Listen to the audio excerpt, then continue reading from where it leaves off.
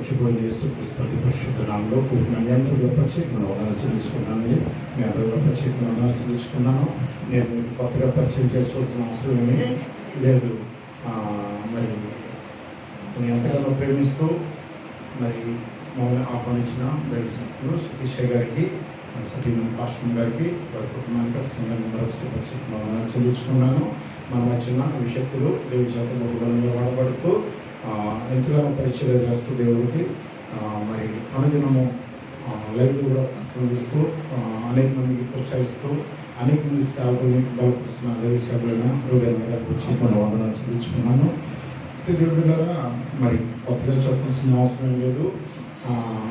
సతీష్ గారు నాకు ముందు చెప్పారు ఏంటంటే మాకు సహకరిస్తున్నారు అని ఒక విధంగా చెప్పాలంటే రెండు చేతులు ఏంటది రెండు చేతికి వెళితేనే తప్పట్లో వస్తాయి. అంతే కదా పాస్టర్ గారు, అంతే కదా. ఆయన నాకెంత చేస్తాడు అది నేను మీ దగ్గర చెప్పమా సంఘం దగ్గర చెప్తాను, అంతే కదా. నేను ఏం చేశానో చేసింది ఏమీ లేదండి. ఆయన ₹1,00,00,000 నేను ఆయన ₹1,00,00,000 ఇవ్వలేదు. నాలుగు మంచిదే, ఊరు మంచిదండి, మనసు మంచిదే, సేవకులు మంచిగా కలిసి ఉంటారు. మనసులో ఏమో ఉన్నాయనుకో ఆ రోజులోనే విడిపోతూ ఉంటారు అనమాట. అంతే, ఇంకేదేమీ లేదు. దేవుడు మరి ఒక రకంగా బలపరుచుకుంటూ ఉంటారు. మరి దేవుడు సహవాసం అట్లాగా మాకు ఇచ్చి ఉన్నారు. సతీష్ గారితో మరి ఆ కుటుంబంతో మన పరిచయం కానించి మరి చెప్పుకోవాలంటే మరి మేము చేసింది వాళ్ళు మాకు చేసి చాలా గొప్ప.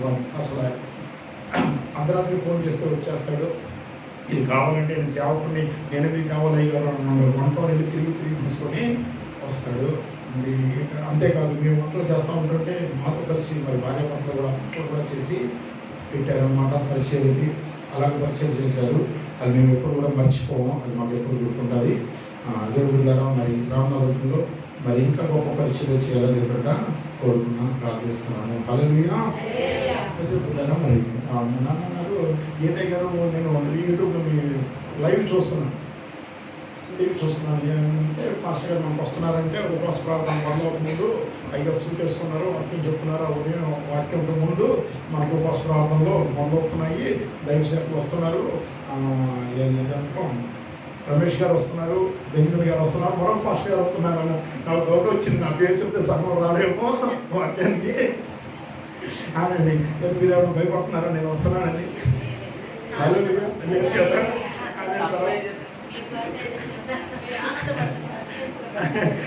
ఏమి నా పేరు చెప్పలేదు అంటే పేరు చెప్తే మళ్ళీ ఎవరికెళ్ళి కొంతమంది ఒకటి ఉంటాయి సేవకుల దగ్గర. కొంతమంది సేవకులు వస్తున్నారంటే అమ్మ బాబోయ్ ఈయన వస్తున్నాడా అన్నట్టు ఎదురు భయపడతా ఉంటారు.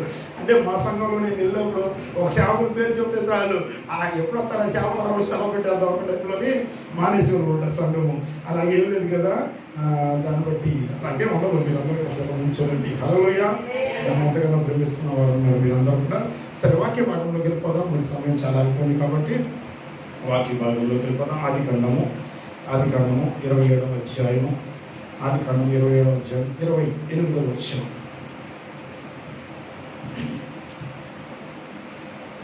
ఆదికాండము 27వ అధ్యాయము 28వ వచనం.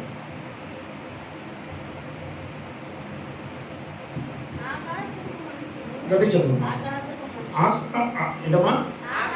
ఆకాశపు మంచు. ఈ బాగా గుర్తుపెట్టుకోండి మీరు. భూసారమును, విస్తారమైన ధాన్యమును, ద్రాక్షరసమును దేవుడు నీకు అనుగ్రహించును గాక. దేవుడు పరిశుద్ధులకు దీవించి ఆశీర్వదించును గాక. చిన్న ప్రార్థన. కృపగల దేవా, మా ఇంటి రాజా, మీకు వందనములయ్యా. మరి ప్రభా, ఈ ఉపవాస ప్రార్థనలో ప్రభా మీ బిడ్డలతో నాతో మీరే మాట్లాడండి. నాకు నేనైతే బలహీనయ్యా.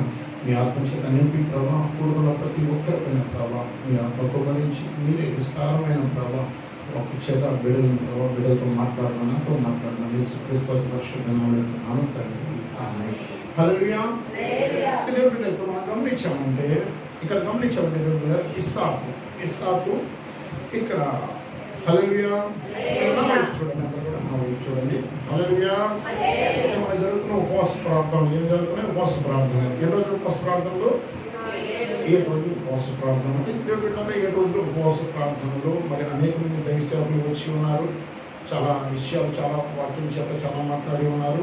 ఇది ఉపవాస ప్రార్థనలో ఆ పాస్టర్ గారు వచ్చి ఉపవాసం గురించి మాట్లాడింది, ఈ పాస్టర్ గారు వచ్చి ఉపవాసం గురించి మాట్లాడింది అంటే మీరు ఉపవాసం ఇంకా ఆగలేస్తూ ఉంటుందని. ఉపవాసం కాదు, ఆత్మలో బలపడే మాటలు ఏదైనా వాక్యమే. హల్లెలూయా.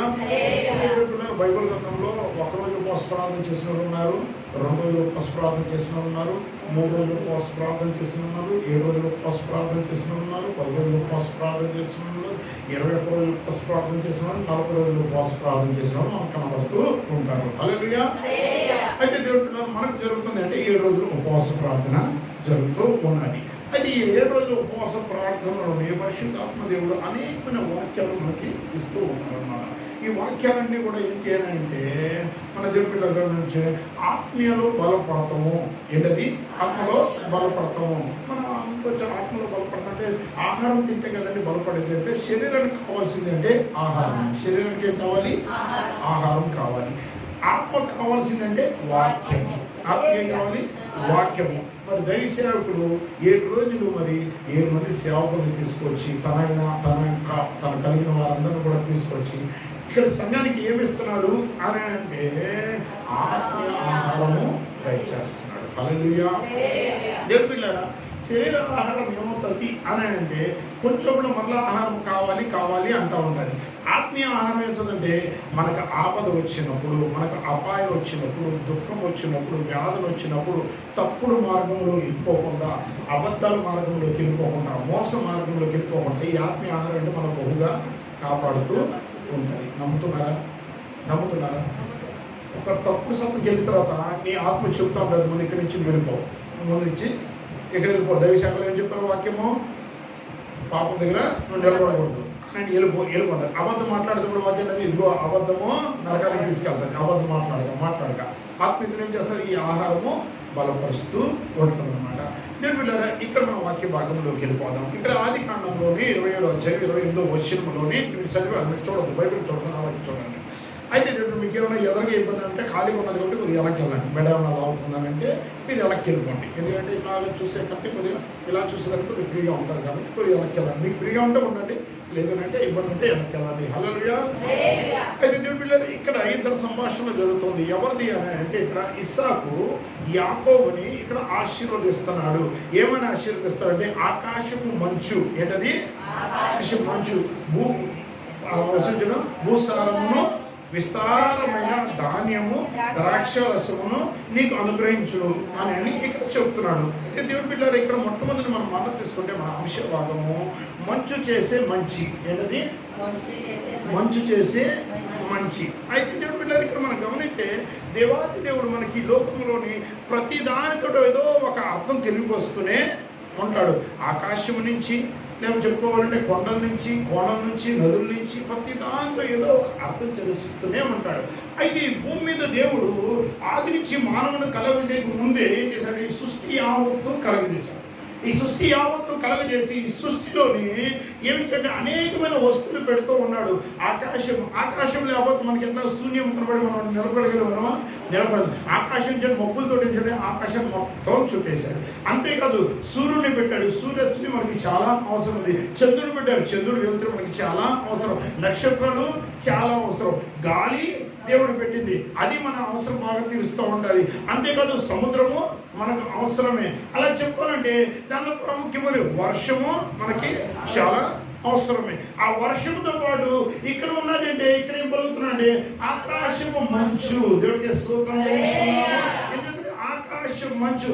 అయితే దేవుడు ఈ భూమి మీద కలగజేసిన అన్ని కూడా విలువైనవే. హల్లెలూయా. విలువైనవే. అంతేకాదు ప్రతిదీ కూడా మానవులైన మనకి అవసరమైనవే దేవుడు చేసి ఉంచాడు. దేవుడికి స్తోత్రం తెలియజేస్తున్నాము.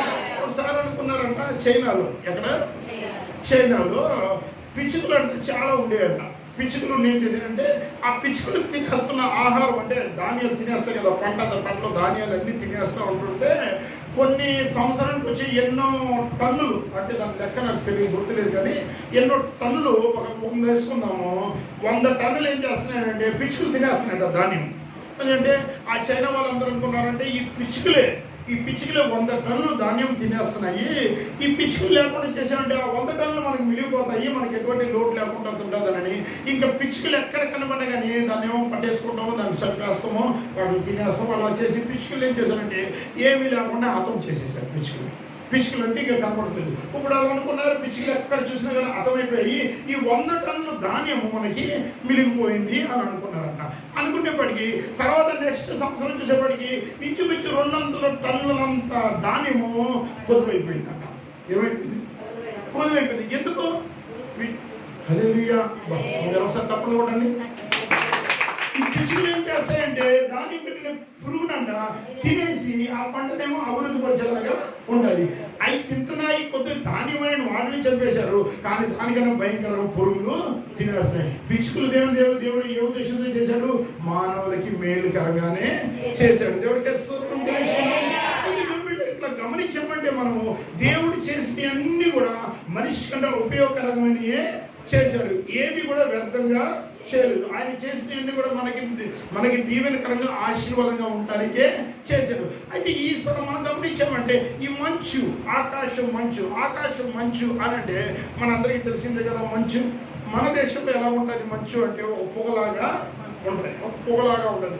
ఇతర దేశాల్లో మనం చూసామనుకో ఎలా ఉంటుంది అంటే అది తెల్లని ఒక మన్నా అనేవాళ్ళు కదా అప్పుడులోని, అలాగా ఒక తెల్లని ఐస్ తెల్లని లాగా ఉండి ఆ ఐస్ అంటే ఆ మంచు ఇళ్ళనే కప్పేస్తాయి, అంత మంచు పడుతుంది. ఇతర దేశాల్లో చెట్లు మునిగిపోతాయి, రోడ్లు మునిగిపోతాయి, రోడ్లు కూడా ఏం చేస్తాయంటే దారి లేనంతగా ఐస్ అది మంచు పడుతూ ఉంటుంది అన్నమాట. అంతగా మంచు పడే ప్రాంతాలు ఉన్నాయి. దేవుడికి స్తోత్రం తెలుసుకున్నాం. అయితే ఈ మంచు మానవుడికి ఏం మేలు చేస్తుంది? ఈ మంచు ద్వారా ప్రభు ఏం మాట్లాడుతున్నాడు, ఈ మంచు ఏం చేస్తుంది అని చెప్తున్నాడు అన్న కొన్ని విషయాలు మనం గుప్తంగా తెలుసుకొని ముగించుకున్నాం. దేవుడికి స్తోత్రం తెలుసుకున్నాము. అయితే చూద్దాం. కీర్తన భాగము 133వ కీర్తన 3వ వచనం.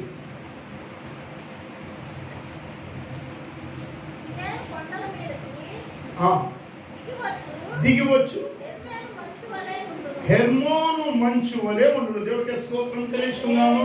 ఇప్పుడు ఎక్కడంటే సియోను కొండల నుంచి దిగవచ్చు హెర్మోను మంచు వలె ఉండు. అయితే దేవుడు వీళ్ళరా హెర్మోనుకి అర్థం ఏంటి అనంటే మందిరము. ఏంటది? మందిరము. అయితే దేవుడు వీళ్ళరా ఈ హెర్మోను పర్వతాలు, సియోను పర్వతాలు, హెర్మోను ఆ ప్రాంతంలోని ఆ పర్వతాలు ఎంత ఎత్తుండేవి అంటే ఇంచుమించు 3000 మీటర్లు ఎత్తు ఉంటాయి. ఎక్కడ? సముద్ర మట్టం నుంచి పైన కొండలు. ఆ కొండల మీద ఏమవుతుంది అని అంటే మంచు, నేను చెప్పాను కదా తెల్లటి మంచు గడ్డలా కట్టేస్తుందని. ఆ మంచు అంతా కూడా కొండల మీద వస్తూ ఉంటుంది. ఏ కొండల మీద? ఏ కొండలు అంటే హెర్మోను కొండల మీద, పర్వతాల మీద. సియోను హెర్మోను ప్రాంతం పేరు హెర్మోను, పర్వతాలు సియోను పర్వతాలు. అయితే ఆ హెర్మోను ప్రాంతంలోని ఈ మంచు ఆ పర్వతం మీద పడినప్పుడు అయ్యంటే గడ్డలు కట్టేస్తాయి. హల్లెలూయా. ఈ కట్టేసింది ఏమవుతుందంటే అది ఉండి ఏం చేస్తుందంటే నీళ్ళ కరుగుతూ ఉంటుంది. ఆ మంచు ఎలా కరుగుతుంది? నీళ్ళ కరుగుతుంటుంది. నీళ్ళ కరిగి అది ఎక్కడికి పారుతుంది అని అంటే యోర్దాను నదిలోకి పారుతూ ఉంటుంది. ఎక్కడ పారుతుంది? యోర్దాను నది. ఈ మంచు ఏమవుతుంది అంటే గడ్డలాగా దేవుడు కురిపించిన మంచు గడ్డలు కట్టేసి అది కార్యమవుతుందంటే యోర్దాను నదిలో ప్రవహిస్తూ వెళ్తూ ఉంటుంది. యోర్దాను నదిలో వెళ్తూ ఆ యోర్దాను నది, హల్లెలూయా, యోర్దాను నది ప్రవహించుంటే కొన్ని ప్రాంతాల వాళ్ళు ఏం చేస్తున్నారంటే ఆ నదిలోంచి ఆ నీళ్ళు ఏం చేస్తారంటే ఉపయోగించుకుంటూ ఉన్నారు. దేవుడికి స్తోత్రం చెల్లించాలి. కృష్ణానది వస్తూ ఉంటుంటే కృష్ణానదిలో మనం ఎన్ని రకాలుగా వాడుకుంటున్నాం? అనేక రకాలుగా ఆ నీళ్ళు ఉండటం వల్ల కృష్ణా జిల్లా, ఈ గుంటూరు జిల్లా ఇదంతా కూడా పుష్కలంగా క్షేమంగా ఉంటుంది. ఇది ఎక్కడి నుంచి వస్తుంది? ఇక్కడ హెర్మోను మంచు అంటే ఆకాశం నుంచి దేవుడు మంచు కురిపిస్తాడు. ఆ మంచు నీళ్ళ యోర్దాను నదులుగా పారుతూ ఉంటుంది. ఇప్పుడు ఎందుకు హెర్మోను ఒక మందిరము అని చెప్పాను. అయితే దేవుడు బిడ్డరా హోషేయ గ్రంథము 14వ అధ్యాయము 5వ వచనం.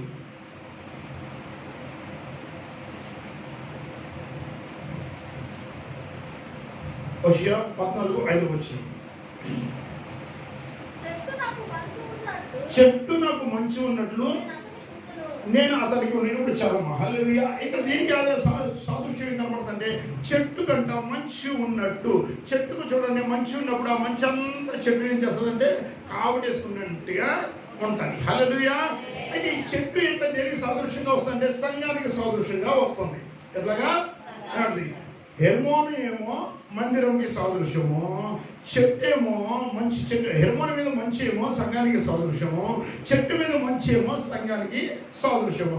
అయితే ఈ చెట్టు, ఈ సంఘము, ఈ మందిరము, ఈ చెట్లో ఉన్న మంచు ఏమంటే కలిసి ప్రవహిస్తూ ఉన్నది. అయితే దేవుడు పిల్లరా, అయితే ఈ సంఘం ఎలా ఉండాలంటే అదే కీర్తన భాగం 133 కీర్తన 1వ వచనం.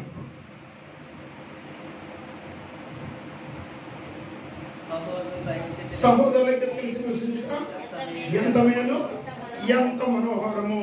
హల్లెలూయా, హల్లెలూయా. ఇక్కడ ఏం తెలియపరుస్తుంది అని అంటే ఈ మంచు ప్రవహిస్తూ ప్రతి ఒక్కరిని చేస్తుంటే అవసరం అక్కర్లు తీరుస్తూ వెళ్తుంది. ఎక్కడ బాగా కొద్దిగా శ్రద్ధగా గమనించండి, కొద్దిగా కన్ఫ్యూజ్ గా ఉంటుందేమో. హెర్మోను మంచు మందిరము, అర్థమైందా? హెర్మోను ఈ చెట్టుకు మంచేమో సంఘము. ఇదేంటి? ఈ రెండు కలిసి ప్రవహిస్తూ వెళ్తుంటే సహోదరులు కలిసి ఉంటే అది ఎంత మేలు, ఎంత మనోహరము అనిపిస్తుంది. ఈ మంచు ఏం చూపిస్తుంది మనకి సాదృశ్యం అని అంటే ఐక్యత కలిగి ఉండటం చూపిస్తుంది. ఏం చూపిస్తుంది? ఐక్యత కలిగి ఉంటుంది. దేవుడి బిడ్డలారా, ఒక సంఘమైన, ఒక కుటుంబమైన, ఒక వ్యాపారమైన, ఒక స్కూల్లో అయినా, ఒక కాలేజీలో అయినా, ఏ రంగమైనా కానీ ఐక్యత కలిగిన జీవితాలు ఆశీర్వాదంగా ఉంటాయి. దేవుడికి ఆశీర్వాదంగా ఉంటాయి. ఈ ఉపవాస ప్రార్థనలో పరిశుద్ధాత్మ దేవుడు మనతో చెప్తున్నాడు ఏంటంటే ముందు మనం ఐక్యత కలిగి ఉండాలంట. ఐక్యత కలిగి ఉంటే మనం ఏంటంటే గొప్ప విజయాలు చూస్తాము, గొప్ప విజయాలు చూస్తాం, గొప్ప ఆశీర్వాదాలు పొందుకుంటాము. దేవుడి పిల్లల ఐక్యతతోటే మనం ఏదన్నా సాధించగలుగుతాం. ఒక్కటే ఏమీ చేయను. ఉదాహరణకి అడవిలోనంట ఒక 10 మంది అల్పజీవులు అంటే ఒక మేకలో లేకపోతే గ్యాదలో ఉన్నాయనుకో, ఒక సింహం వచ్చిందనుకో, 10 మంది ఉంటే ఏం చేస్తారంటే ఆ 10 కలిసి దాన్ని తగులేస్తాయి. ఒకటే ఉన్నదంటే ఆ సింహము పెప్పులో దాన్ని తీసుకొని వెళ్ళిపోయి తినేస్తుంది. అంతేకాదు చీమలు గుప్పులుగా ఉన్నాయనుకో సర్పాన్ని పట్టుకొని చంపేస్తాయి. అదే చీమలు కొద్దిగానే అట్లా మింగేసేసి అది వెళ్ళిపోతుంది. ఎప్పుడైతే ఐక్యత కలిగి ఉంటామో ఆ దుష్టుని మనం జయించే శక్తి మనకి ఇస్తాడు దేవుడు. అపవాదిని జయించాలంటే, మనలో ఉన్న పాపాన్ని జయించాలంటే, మనలో ఉన్న దోషాన్ని జయించాలంటే, మనలో ఉన్న ప్రతి ఆటంకాలు జయించాలంటే మనం ఐక్యత కలిగి ఉండాలి. మనలో ఉన్న వ్యాధైనా, మనలో ఉన్న కొదువైనా, మనలో ఉన్న బలహీనతైనా ఏదైనా కానీ ఐక్యతతో సాధించగలుగుతాము. ఎందుకంటే ఐక్యత కలిగి ప్రార్థన చేసామనుకో అది దేవుడికి అంగీకారంగా వస్తుంది. కానీ చాలా మంది ఐక్యత కలిగి ఉండలేకపోతున్నారు. చాలా ఐక్యత ఉన్నారండి, 10 మంది ఉన్నారండి, 20 మంది ఉన్నారండి, దాంట్లో ఒకరో ఇద్దరు చాలా నీరసంగా, చాలా దిగులుగా, చాలా చింతగా, చాలా వేదనగా, చాలా కుమిలిపోయినట్టుగా, చాలా ఏదో అందరికి వేలేసినట్టుగా ఉంటున్నారు. ఎందుకు అని అంటే వాళ్ళకి ఏముందంటే ఐక్యత లేదు వాళ్ళలోని. వాళ్ళు ఏమి లోనీగా ఎందుకు ఫీల్ అవుతున్నారంటే అయ్యా నా దగ్గర ధనం లేదు కదయ్యా, అలా పిల్లలంటే పట్టు చీరలు కట్టుకొని వస్తున్నారు, నాదేముంది కాటన్ చీర. ఏంటది అలా అన్నారా? మాది పట్టు చీర అనేది కాటన్ చీర అని. దేవుడే అన్నాడు వాళ్ళు పట్టు చీర కట్టుకుని వచ్చావు, నువ్వు ఎందుకు కాటన్ చీర వచ్చావు, ఇదిగో రాయగలవు, నువ్వు వెళ్ళిపో అని అన్నాడా? నువ్వు పట్టు చీర కట్టుకున్నా ఆయనకి కావాలి, సిల్క్ చీర కట్టుకున్నా కావాలి. ఆయన నీ చీర కాదు చూసేది, నీ హృదయము చూసేది. అయితే ఎందుకు కోల్పోతున్నారంటే ఇదిగో వాళ్ళు పరిచర్య చేస్తున్నారండి, అబ్బాయి స్థానమైన సంఘంలో పరిచర్య చేస్తున్నారండి, నేను మాత్రము చేయట్లేదు. ఎవరు వద్దన్నారు నీకు? ఎవరు వద్దన్నారు నీకు? దేవుడు ఎవరు వద్దన్నాడా? సేవలు ఎవరు వద్దన్నారంటే కాదు. వాళ్ళకి వాళ్ళే ఏమైపోతారంటే సంఘంలోని వాళ్ళకి వాళ్ళే లోనిగా ఫీల్ అయిపోతూ ఉంటారు. వాళ్ళు కలవరు, కలిస్తే ఊరుకోలేరు, వాళ్ళు కలవరు, వేరే వాళ్ళు కలిస్తే తట్టుకోలేరు. ఇలాగా ఏమైపోతుందంటే ఐక్యత కోల్పోతుంది. ఈ ఐక్యత లేకపోతే ఏమవుతుందంటే దేవుడు ఆశీర్వాదాలు మనం పొందుకోలేము. దేవుడి బిడ్డలు ఒక సంఘంలో కావాల్సిందంటే ఐక్యత. ఐక్యతతో మనం గొప్ప విజయాలు చూడగలుగుతాం. దేవుడికి స్తోత్రం చెల్లిస్తున్నాము. ఐక్యత లేని వారు అంటే ఏది కూడా సాధించలేరు. కుటుంబంలో కూడా ఐక్యత ఉండట్లేదు. తల్లిదండ్రులతో బిడ్డలతో మాటలు ఉండట్లేదు, ఐక్యత ఉండట్లేదు. ఎప్పుడు చూసినా గొడవలే. భార్య భర్తలకి సమాధానం ఉంటుంది. ఎప్పుడు చూసినా గొడవలే. ఏంటంటే ఐక్యత లేదు. ప్రతి ఒక్కరు కూడా ఐక్యత అన్నది ఉంటే గొప్ప జయాలు చూస్తాము. కుటుంబంలో అలాగే జరిగిందంట. హల్లెలూయా. ఏం జరిగిందని అంటే, కుటుంబంలో 5 భార్య, భర్త, కుమార్తె, కుమారుడు, తల్లి. ఎంతమంది ఉన్నారు? మా కుటుంబం లాగే 5 ఉన్నారు. హల్లెలూయా. 5 ఉన్నారు. ఈ 5 ఉంటే ఈ ముగ్గురు ఎవరికి 5లో ఎవరికి పడట్లేదంట.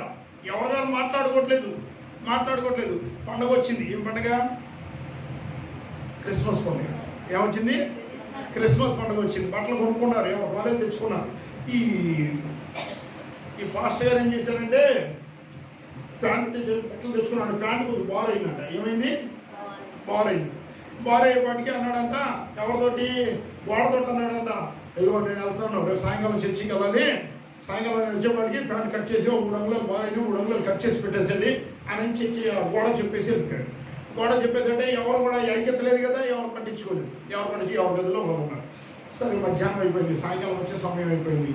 అప్పుడు తల్లి అనుకున్నదంట, ఎంత నా కొడుకే కదా, నాతో మాట్లాడిపోయినా, నేను నాతో మాట్లాడిపోయినా కొడుకు చేసి పెట్టాలి కదా, ఎంత నా కొడుకే కదా అని వీళ్ళు ఏం చేశాను, బీరోలో చెప్పాను తీసుకుని 3 అంగుళాలు కట్ చేసేసి కుట్టేసేసి పెట్టేసి ఆవిడ ఇంట్లోకి వెళ్ళి కొనుక్కున్నాను.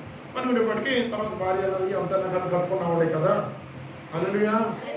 ఎంత వాడు కట్టుకున్నవాడే కదా, మరి కట్టుకోపోయి నేను చేయకపోతే మరి ఎవరు చేస్తానని ఆవిడ వెళ్ళింది. 3 అంగుళాలు కట్ చేసింది, పెట్టేసింది వెళ్ళిపోయి. కూతురు అనుకున్నది, అంత ఆడపిల్లలు కదా, ఎంత తిట్టినా పుట్టినా కానీ ఆడపిల్ల నన్నే అంటారు, ఆడపిల్ల నువ్వు కూడా చేయలేదు పిల్ల అని అంటారు అని కూతురు కూడా వెళ్ళింది. 3 అంగుళాలు కట్ చేసింది, పెట్టేసింది వెళ్ళిపోయింది.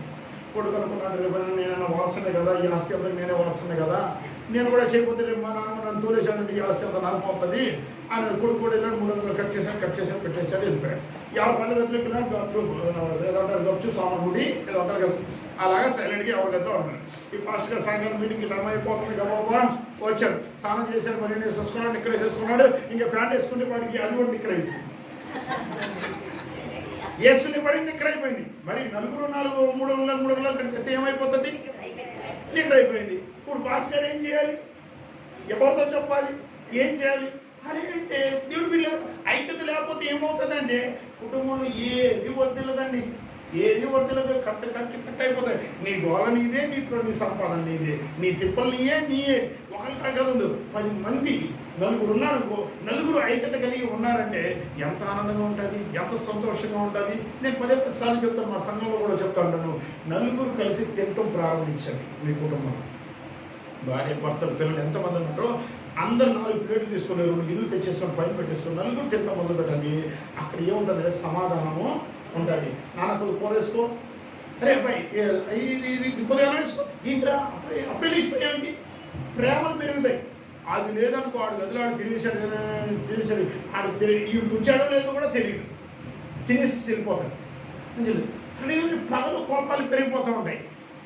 4 కలిసి భోజనం చేస్తాం అలవాటు చేసుకోండి. అంతేకాదు 4 కలిసి ప్రార్థన చేస్తాం అలవాటు చేసుకోండి. నీ గురించి అలవాటు చేస్తాను, ఆవిడ గురించి నేను చేస్తాను. అట్లాగా భార్య గురించి భర్త, భర్త గురించి భార్య, పిల్లల గురించి పిల్లలు, అన్న చెల్లుడు, అక్క చెల్లు, అట్లా ఏం చేస్తారంటే ఒకరు ప్రార్థన చేసుకుని ప్రేమను పెరిగి. అది లేదనుకో ఏమవుతుంది? కుటుంబంలో సమాధానం ఉండదు. ఇక్కడ దేవుడు ఏం చేస్తాడే, ప్రజల క్షేమం కొరకు ఆయన హెర్మోను మంచు అంట కురిపిస్తూ ఉన్నాడంట. ఎందుకు అంటే ఐక్యత కలిగి నివసించుడు ఎంతో లేదు, ఎంతో మనోహరము. అదంటే అహోరాని గడ్డం మీద ఇచ్చంట కింద అంచుల వరకు అంటే ఆశీర్వాదము, అంత ఆశీర్వాదం ఉంటుంది. అంత ఆశీర్వాదం. ఈ మంచి ఏం చేస్తుందంటే ఒక ఐక్యత కలగజేస్తుంది. ఒక ఐక్యతలో ఏముందంటే గొప్ప విజయాలు ఉంటాయి. ఉదాహరణ గమనిస్తే అపోస్తలులందరూ కూడా మేడగదిలో కూర్చున్నారు. ఎలా ప్రార్థన చేశారు? ఒకటే మాట. ఏంటది? ఒకటే మాట, ఒకటే స్వరము, ఒకటే ఆత్మ, ఒకటే రగిలింపు, ఒకటే కోరిక.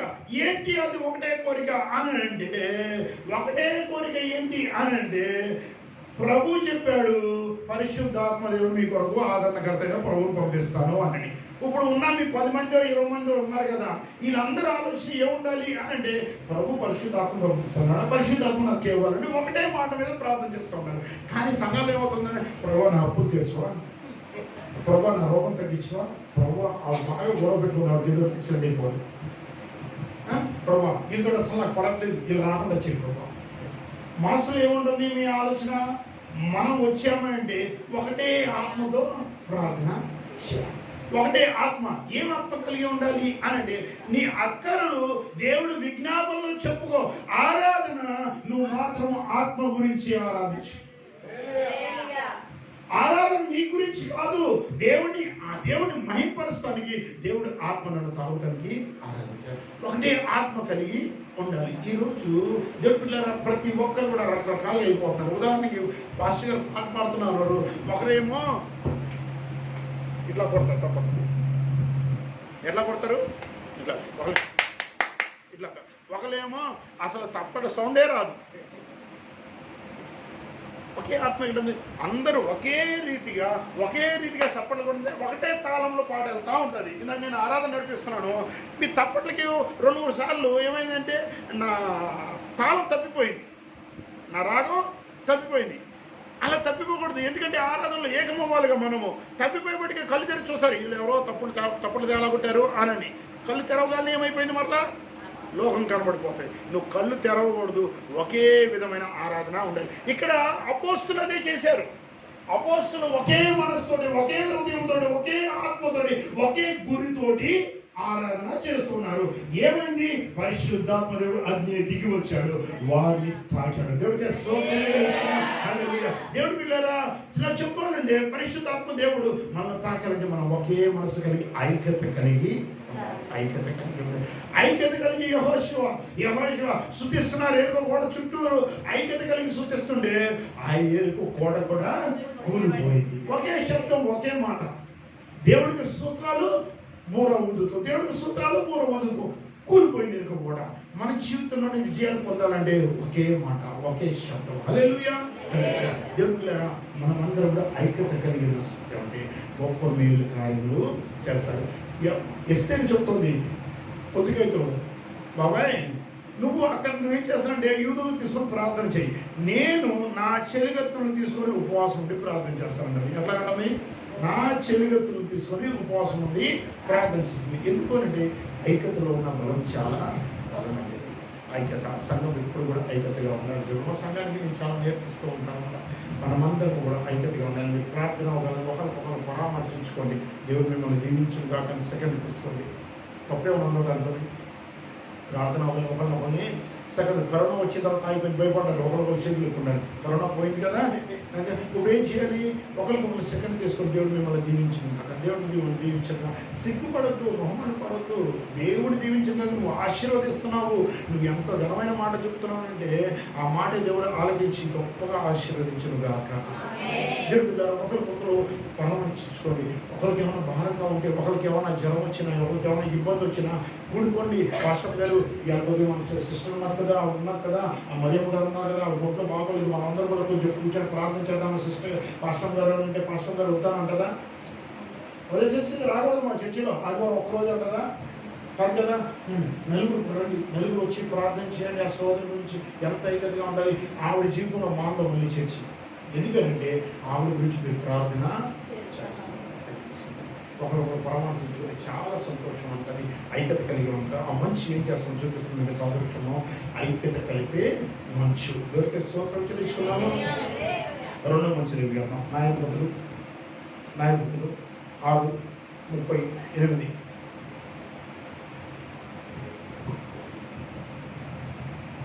న్యాయాధిపతుల గ్రంథము 6వ అధ్యాయము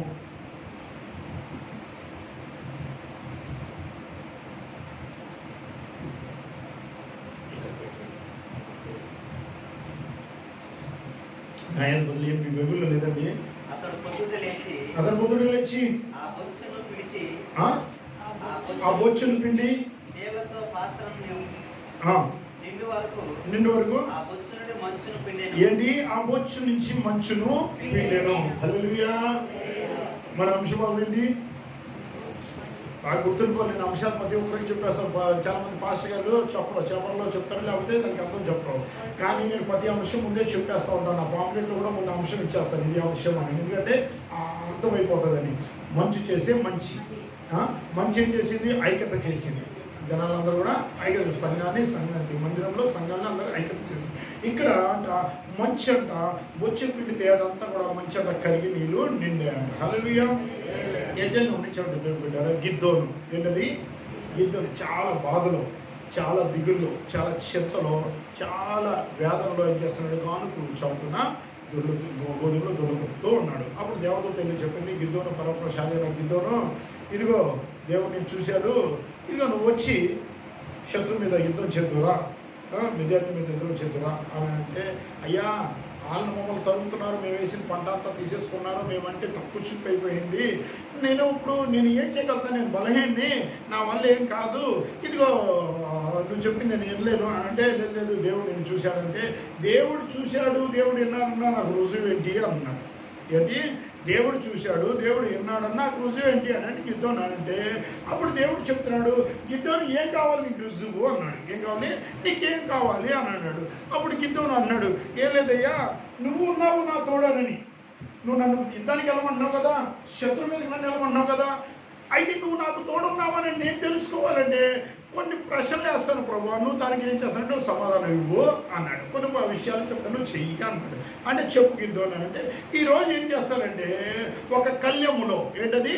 కళ్యములో గొర్రె బొచ్చి ఒకటి పెడతాను, కళ్యం అంతా తడిచిపోవాలి, ఆ గొర్రె బొచ్చి మాత్రము పొడిగా ఉండాలి అని వేశాడు. దేవుడికి ఇచ్చాడు ఒక మాట, దేవుడికి చెప్పాడు. సరే గిద్దోను నువ్వు చెప్పావు కదా, అలాగే చేస్తాను అని ఆ రాత్రి పడుకున్నాడు.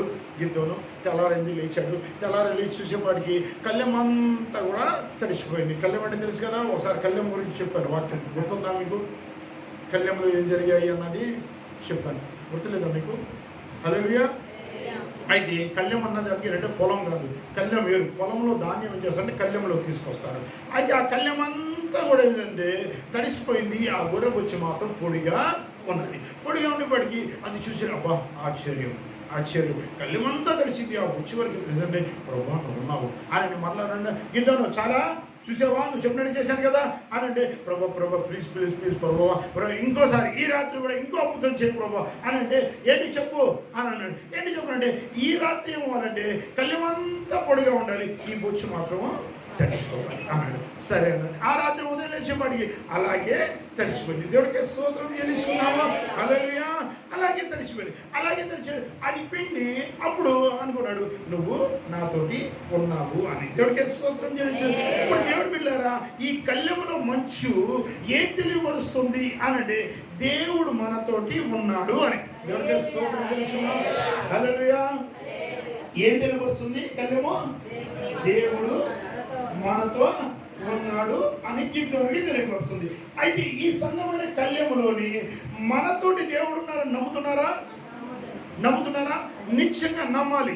ఎందుకు అని అంటే, ఈ కళ్యములోని నువ్వు చెప్పినవి కూడా చాలా చూసే క్రియలు దేవుడు చేసి ఉన్నాడు. ఏం చేశాడు ప్రభా? నేనేం చూడలేదే, నేను బిల్డింగ్ కట్టించలేదే, నేను కారు కొనలేదే, లేదా పొలం కొనలేదే అని మీరు అనుకున్నారేమో. దేవుడు పిల్లారా, మీకు అనారోగ్యం ఉన్నప్పుడు ప్రభుత్వం అడిగారు ఏమంటే నన్ను స్వస్థపరిచేయ, దేవుడు స్వస్థపరిచాడు. నన్ను తప్పను.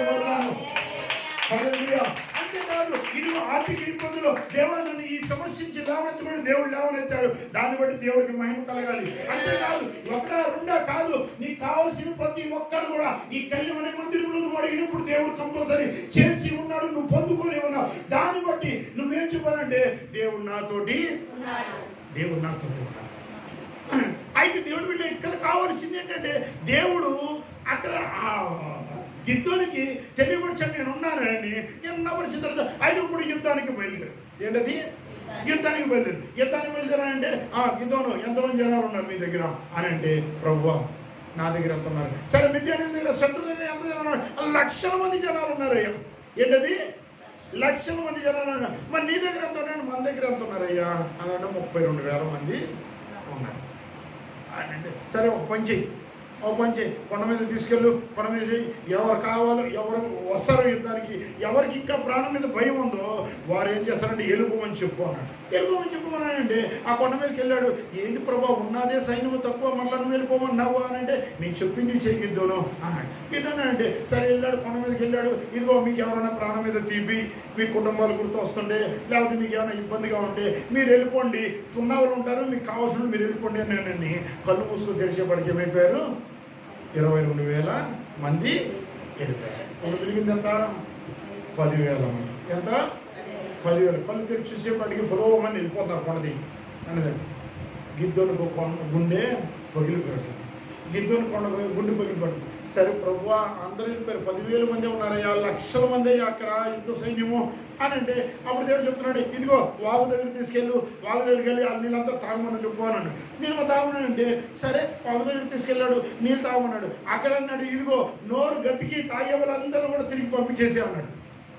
నోరు తిరిగి వాగులోని తాగే వాళ్ళందరూ కూడా పంపించేసేనే వాడికి కళ్ళు తెరిచి చూసేపాటికి అక్కడ ఎంతమంది ఉన్నారంటే 9,700 మంది మొత్తం నోరు గతికి తలదేవులు అన్నమాట.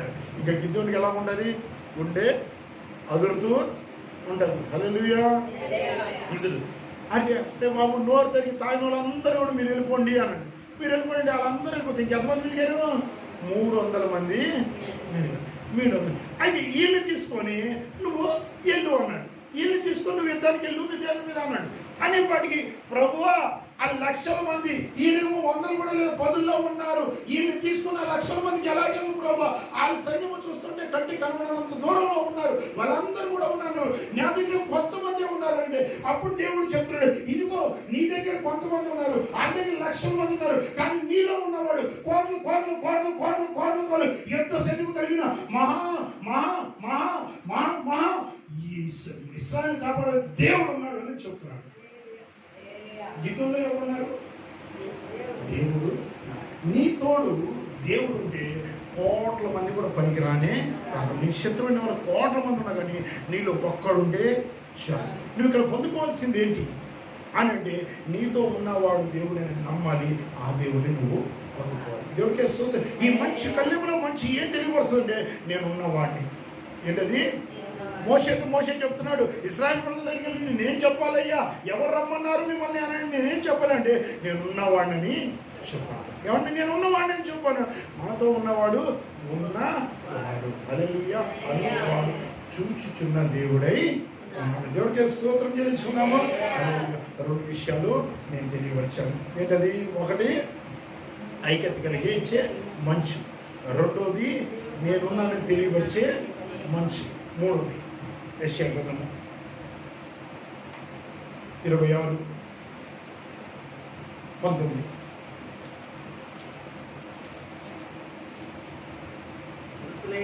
మృతులైన నీ వారు బ్రతుకుదురు, నా వారి శవములు సజీవములగును. మట్టిలో పడి ఉన్న వారులారా మేలుకొని ఉత్సాహించండి. నీ మంచు ప్రకాశమైన ప్రకాశమైన మంచు. దేవుడికి స్తోత్రం చెల్లించుకున్నాము. దేవుడు ఈ మంచు మనమంట సజీవ లెక్కలో ఉంచేది. ఎక్కడ ఉంచుతుంది? సజీవ లెక్కలో ఉంచేది. దేవుళ్ళారా, ఈ మంచు ఎవరు మంచు అంటే ప్రభు అయిన యేసు క్రీస్తు వారు. ఆయనంట మననంట మృతుల్లోనికంట తీసుకెళ్ళదు. అందుకోసమే కీర్తనకారుడు చెప్తున్నాడు 16:10. కీర్తనలో 16:10.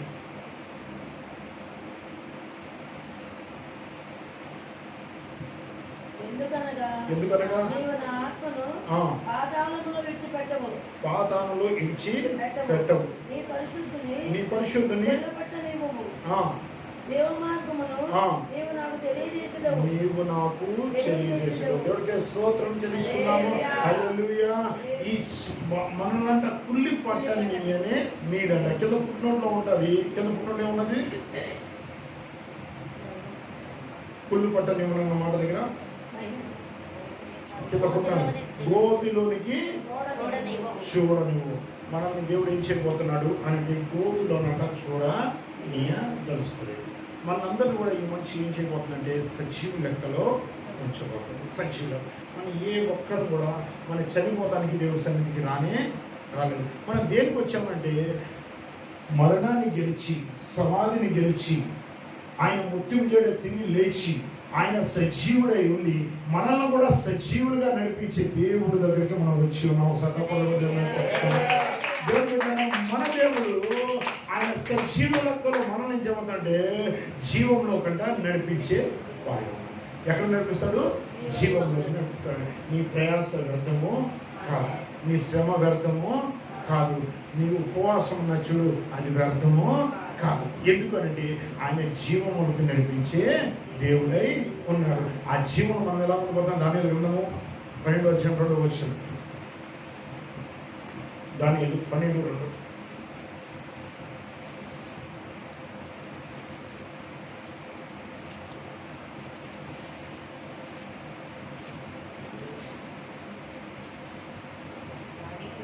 దానియేలు 12:2 ఏంటమ్మా? మరియు సమాధులలో నిద్రించు అనేకులు మేలు పొందారు. దేవుడికి స్తోత్రం చెల్లించుకున్నాము.